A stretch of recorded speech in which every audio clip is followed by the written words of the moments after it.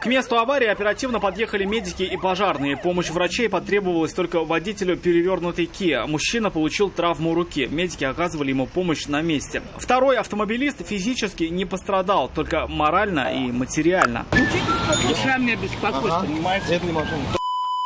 Ладно, он еще не сбил никого. Водитель «Тойоты» эмоции сдерживал с трудом. Мужчина рассказал, что выехал на перекресток с улицы Деловая на разрешающий сигнал светофора. Это подтвердили очевидцы. Все были уверены, что правила нарушил водитель Kia. Вон там машина перевернутая. Да. Она ехала на красный. Она ехала на красный, все верно.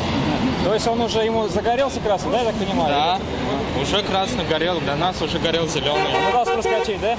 А? Он пытался проскочить. Он пытался проскочить. Но он простая ситуация. У него уже давно горит.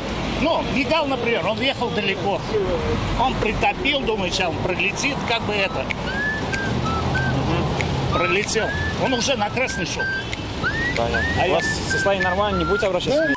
Я не знаю. Сейчас стакан водки, все хорошо. Вскоре из медицинского автомобиля вышел водитель перевернутой Kia. Мужчина категорически отрицал вину. Вы на красный, что ли, ехали? Я не на красный, тут камеры. А вы на зеленый, что ли, ехали? Конечно.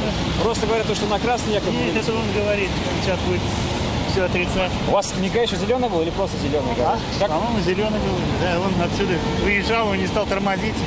Передняя машина у него встала, а это сюда. Прибывшие на место сотрудники ГИБДД просмотрели запись с камеры видеонаблюдения и сделали предварительный вывод, что правила движения, вероятнее всего, все же нарушил водитель Kia. Но определять виновника аварии будут чуть позже, на детальном разборе в ГИБДД. Рамиль Шайдуллин, Назипов, Наиль Абдуллин. Вызов 112.